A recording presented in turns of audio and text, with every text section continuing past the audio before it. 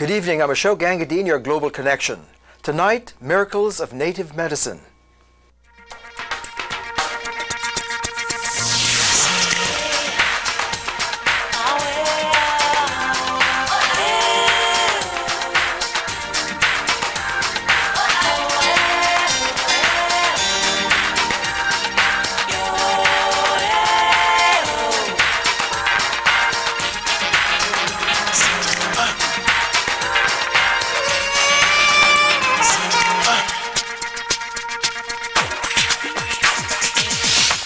It's clear that we're in the midst of a profound revolution in the medical world. Increasing numbers of people are seeking alternative medical cures for their ailments. And the area of integrative medicine, which incorporates diverse philosophies and practices of healing across cultures, is growing dramatically. Another dimension here is the role of mind and spirituality in healing. It seems that quite a number of people believe that medical miracles can and do happen. And one result of such stories of miracle healings is that it stretches us beyond our settled beliefs about what is possible to make room for the impossible and to call forth more powerful integral models of healing. Do you have a miracle story that you'd like to share with us tonight? With us tonight is Dr. Melh-Madrona, author of Coyote Healing and a board-certified family physician, psychiatrist, and geriatrician, and he holds a PhD in clinical psychology. He worked for over 25 years in emergency medicine in both rural and academic settings and is currently the coordinator of integrative psychiatry and systems medicine for the University of Arizona's program in integrative medicine. He's also the author of the best-selling Coyote Medicine. Louis, welcome to Feel Alive. Thank you. So good to have you here tonight. It's great. Why do we need to talk about miracle stories at all? Because they teach us what's possible. The reason that miracles, that we call them miracles, is because they fill us with awe and wonder. And we say, wow, how can that be? How could something like that happen? How could somebody have metastatic ovarian cancer a year ago and be alive today and no tumors? How could that happen? Or how could a child sent home to die with leukemia come back to the hospital 5 years later for some other problem? And everyone say, oh my God, this is the wrong chart. This is the wrong chart. Because they show us what's possible.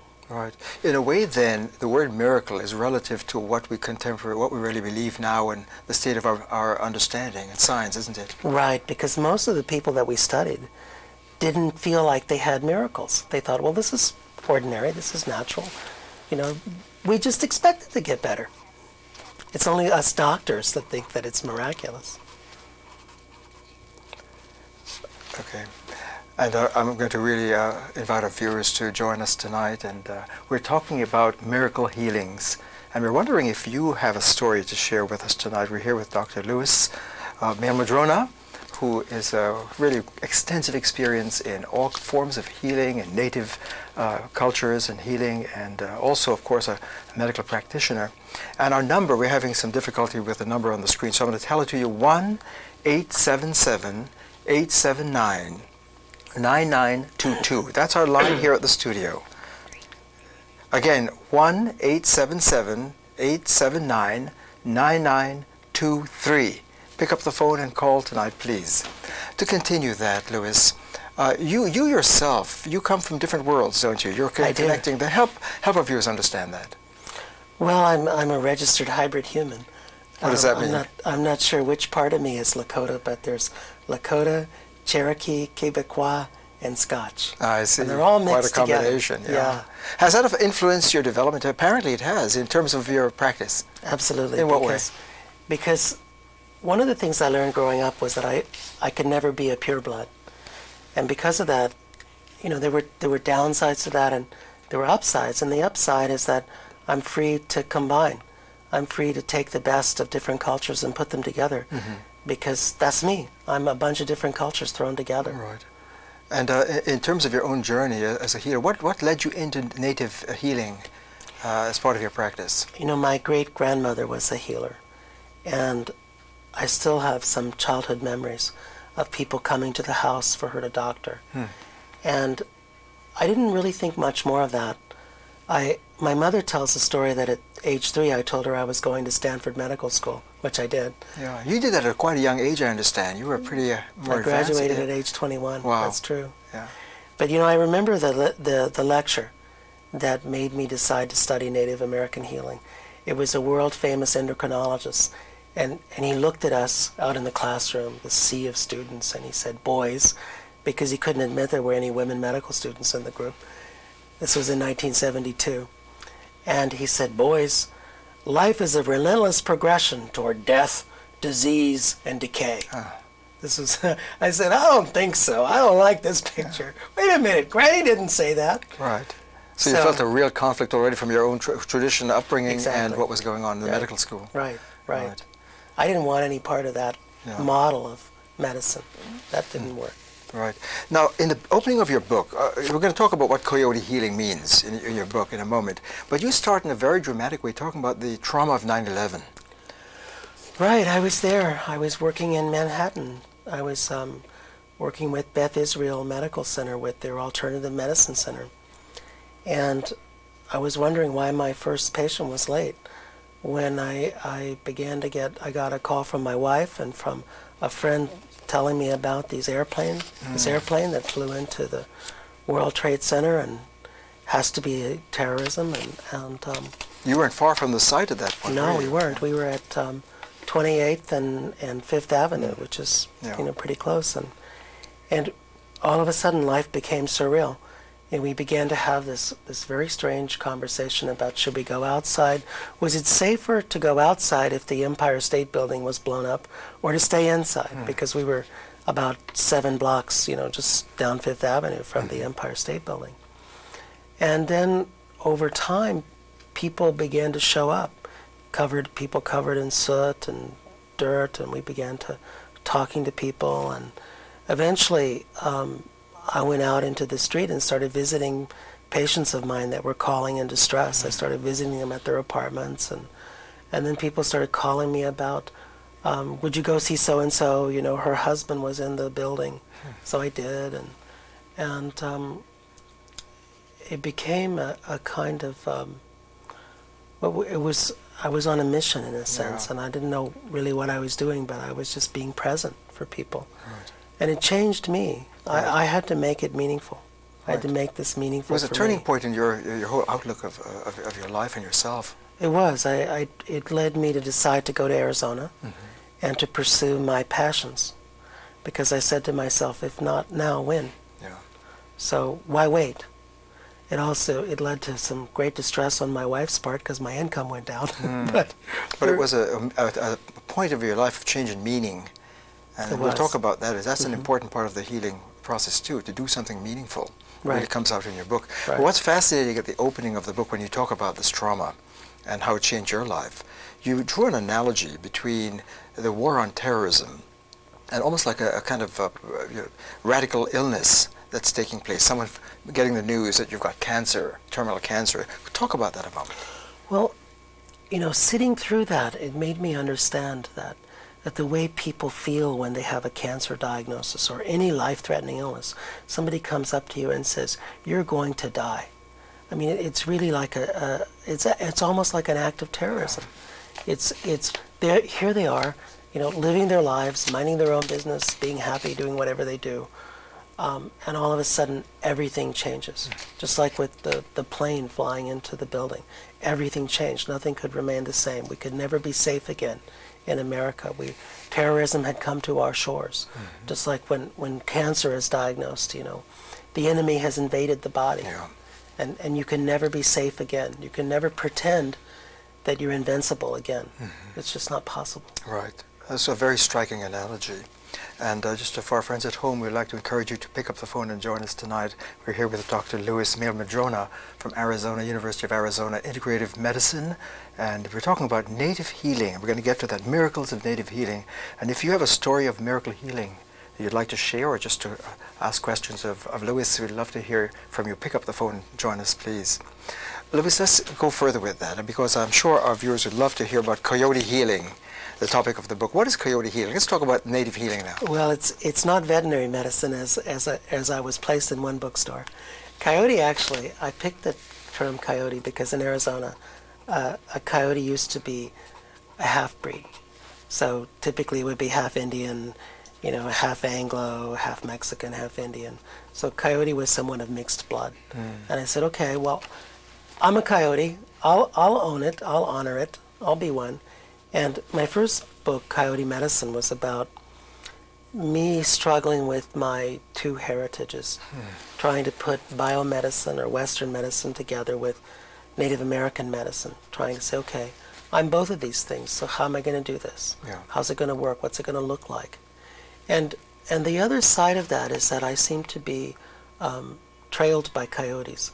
Wherever I go, coyotes appear. They Is seem that to true? be. Is it, It is literally, true. you mean? It is true. I was up in Saskatoon, Saskatchewan, at a ceremony, and all of a sudden a bunch of coyotes showed up. Now, they have a very powerful symbol in native lore. Coyote makes you laugh at yourself. And that appears to be my function in life, is to make people laugh at themselves. Is that a symbol also of healing? The coyote? It's not directly a symbol of healing, but it can be. I see. Because if we maintain our sense of humor, it's hard to get too far off balance. Well, now, Viper Khan from Fishtown is with us. Viper, hi. Hi, Welcome to Philly Live. thank you. A question or comment for us? Well, I wanted to express the fact that for 5 years I laid in bed wasting away from the AIDS virus, taking 150 pills a week. And when I say wasting away, I mean completely lost all muscle mass. As you know, AIDS really destroys the immune system. And I decided one day that I was going to believe the Creator, and I went to the synagogue. I got prayer, and I no longer take 150 pills. It's been 3 years. My doctor gave me a letter to that effect, and in December, it's my 4th year going on using no antivirals for the AIDS virus. I am a miracle, and I would like to reach out to all these people that are out there that are dying because they're relying on Western medicine to do everything for them. Right. The Creator did it for me. I asked for this not because I knew He could do it. That's why I did it. That's very good. Thank you so much. It's a very powerful story, and we love very wonderful story Absolutely. of. Thank you, Viper. Talk about this now. He talked about prayer and belief, and that his mental outlook was important. And Right, and it reminds me of a medicine man, Navajo medicine man, Thomas Large Whiskers. He was 100 years old when he gave this lecture to a bunch of doctors, and he said, I don't know what you read in your textbooks, because he couldn't read, but he said, my grandfathers taught me that there is this mysterious part of the mind that decides if you're going to get well or if you're going to not get well. And he said, if it's on your side, anything works. If it's not on your side, nothing works. He said, I don't know what to call it, so we're going to call it the inner healer, because I don't know what else to call it. right. And I think that we all have this inner healer. And the caller that phoned in, I mean, he took the bull by the horns somehow. Something, what really interests me is what led him to make that decision. I've just a short story. I know someone who was lying on the floor at 70 pounds, anorexic, willing herself to die. And suddenly she said to herself, this is boring. Why am I doing this? Why don't I just get up and, do something? And right at that moment, her aunt called her. Her aunt was a 98-year-old nun, and her aunt called her and said, you got to come with me on this anti-nuclear march because Sister so-and-so is sick and we need someone to carry a sign and you can do it. And so she got up, she ate food, she went out to the march. The nuns had to sort of hold her up because she was still 70 pounds or something like that. And from that moment on, she was no longer anorexic. Wow. So there was some turning point in her mind, in her mental outlook, that clicked. Just like the caller, somehow he decided to go down to the synagogue. Right. To me, that's what's so fascinating, is what converts people to this different mental outlook. Right. What makes them say, aha, I can do this. Right. Now, I'd like to talk about maybe one or two examples of miracles from the native traditions, and I know we want to come to your work in cancer, patients and get more contemporary. So I'd like to just talk about that. Examples. Could you give me some examples? You know, one of my favorite examples was I was in the hospital, and the orthopedic resident was fighting with the unit clerk. And one of the things you learn in the hospital is you never fight with the unit clerk, especially if she's 300 pounds. And she was. And so they can make your life miserable. They can page you every 5 minutes. So I went up to him, I said, you know, you're committing professional suicide. Don't fight with the unit clerk. He said, well, she sent me the wrong chart. I said, what do you mean she sent you the wrong chart? He said, well, this child was sent home to die. This child's dead in this chart. He said, and this is not the right chart. And the unit clerk says, this is the right chart. I said, well, let's go ask his mom. Let's go in the room. So we went into the room, and I said, you know, were you here a few years back? She said, oh, yeah. She said, doctor, we were here a few years back, but they couldn't help us very much. They just told us to go home and get our affairs in order. We didn't know what that meant, so we went to the medicine man and asked him. And he said, well, it means to do a ceremony. So she said, so we did a 14-day ceremony. Wow. And she said, we're back because of this bone problem. She said, I hope they're better at treating bone problems than they were at treating cancer. So, you know, it was the same child. And we looked, we compared the x-rays. We got the x-ray up from downstairs, and we looked at the x-rays, and everywhere that the older x-ray showed a tumor in the lung, the new x-ray showed a little speck of calcification, just a little dot where the tumor had been. Right. And I said to the orthopedic resident, I said, now, are you a believer? He said, maybe. I said, well, just don't tell your attending, because he'll really chew you up if you actually admit that you believe this. Right. I want to get back to that. Olani from Northeast Philadelphia. Hi, Olani. How are you? Well, thank you. I was calling. I just was flicking through the channels, and I actually never seen Philly Live before. And I read Miracles in Native Medicine. Yes. And I was wondering, is there any known native medicine to cure the HIV virus?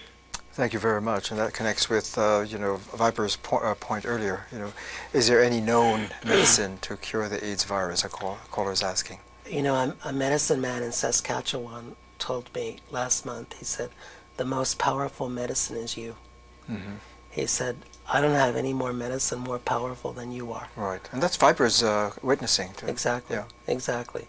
And so the whole point of Native American healing is that we begin with you.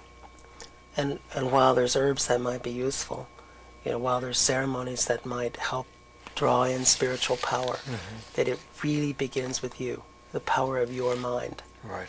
And there's nothing more powerful than that. There's a kind of medication, isn't it? The mind itself can really transform the body powerfully depending on how you use it. Absolutely. Remember the book by Kenneth Pelletier, Mind is Healer, Yes. Mind is Slayer.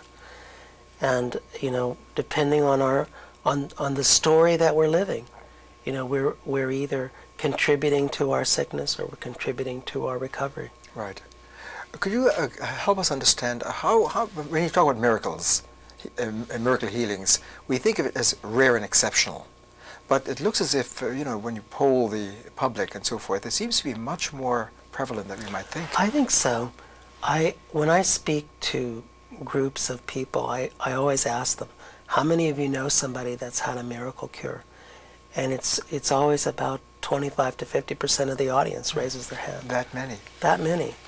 And one of the most interesting research studies that I found was a paper that looked at how long do women live after a diagnosis of metastatic breast cancer. And they had to throw out 2.5% of the women because they lived an average of 43 years. And they said, well, these are obviously outliers and we can't have them in the study. I said, well, let me study them. You study the ones that lived an average of 3.4 years. I'll study the ones that lived 43 years. Those are the deviant cases that didn't fit the model, I see. Absolutely. And they're just dismissed? They're just dismissed. They're I see. outliers. I see. They're spontaneous remitters. They're not interesting to mainstream medicine, but they are to us. And I suspect in statistics, you know, we talk about the bell-shaped curve. Probably everybody's heard of the bell-shaped curve. Right. Well, if you think about, there's a concept of standard deviation, and it's how far away from the average you go.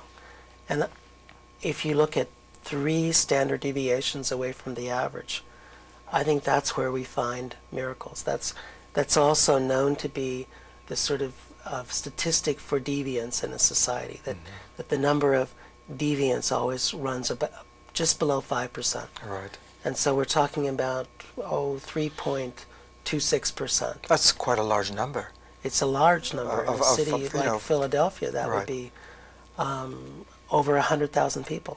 Miracles. Right. Right.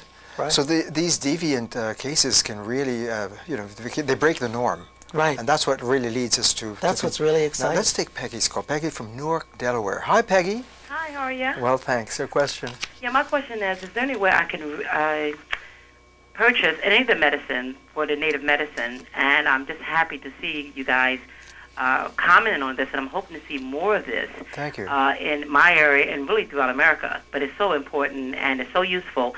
And secondly, herbal medicine, if used correctly, will work better than the so-called modern medicine. But because of corporate greed, we have to sometimes, look the other way because we don't have enough power. Right. But you can explain it to me, so I guess so. I'm just hoping there's some way I can purchase the native medicine. Thanks, Peggy. Peggy's asking, is there a way to purchase native medicine? Now, you have a website. I wanted to tell Peggy to give herself $1.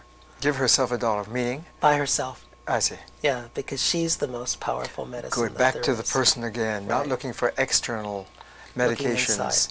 Right. And then the herbs can facilitate the healing. Right. But they're not the primary focus. This is very important. I think throughout the book you keep coming back to that mental attitude of the patient, so to speak, who believes she can make a difference. And it's as important, I think, with pharmaceuticals as it is with herbs, as it is in anywhere. Really? Absolutely. and I can tell you a quick story about that. This is a woman that I know who's a nurse, and she really believes in the power of Western medicine, but she's also a Christian, and she really believes in the healing power of Jesus.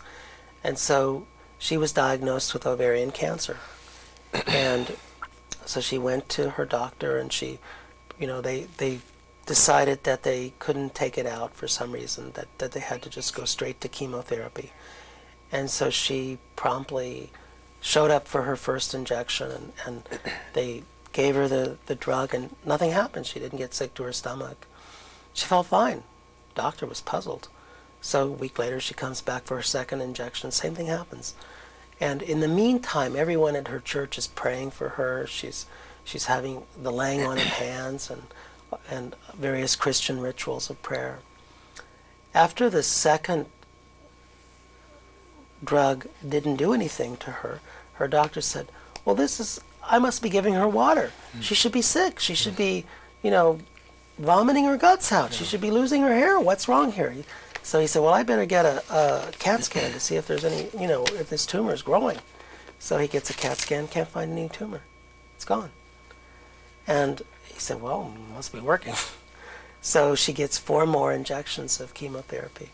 And then they do an even more sophisticated test, an MRI, to look for this tumor. Can't find any. So it's been 5 years now. It hasn't come back. And your reading of this is that her mental outlook and belief really it made made a difference. The drug work really well. Right. Absolutely. So that even if you're doing traditional scientific medicine, your mental attitude still is important. Very important. And so the power of the patient to believe in herself seems to be a key running through your entire book. And I think that's so important that we overthrow this expert mentality that says that you be passive, and I'll tell you what to do, and I'll know everything, and you don't need any knowledge, and you don't have to be active on your own behalf, because I have the magical drugs, and I'll just give them to you, and you'll be fine. Because it doesn't work. As Viper pointed out, he was wasting away on the magic drugs. Well, we have less than a couple of minutes, so we're just wrapping up now. I believe time went so quickly. But in terms of the outlook again, the mind, you do some workshops, don't you, in healing? Right, and we have an exciting one coming up. October 22nd in Tucson, we're doing a conference on integrative therapies for depression. And our goal is to show people that you don't need Prozac, that there's all kinds of other ways to treat depression. Now you're working with Dr. Andrew Weil. Right, he's our keynote speaker. He'll be the first speaker on our program. And so you're trying to build an integrative medicine program at University of Arizona, is it? Right. But you have connections here in Philadelphia as well. You seem to come back regularly. I do. I seem to get back every 2 or 3 months. Right, so that maybe people who are out in our It's all that brotherly love, it just draws me back. Good. Yeah. I'm glad you're here. And so we have just about 10 seconds left. So we're just great to have you with us, and we'll have to have you back. Thank you. And Love to to come back. continue. Yeah. Thanks, Lois. And thank you for watching Feel Alive and for your great questions tonight. And for more information on tonight's program and our other programs in WYBE, go to our website at wybe.org. And tune in tomorrow with Deborah D'Alessandro, your lesbian and gay connection. And she'll be speaking with representatives from the William Way Community Center. I'll return next week to continue on this topic by speaking on Native American wisdom. For Feel Alive, I'm Ashok Gangadine. Have a wonderful holiday. Good night.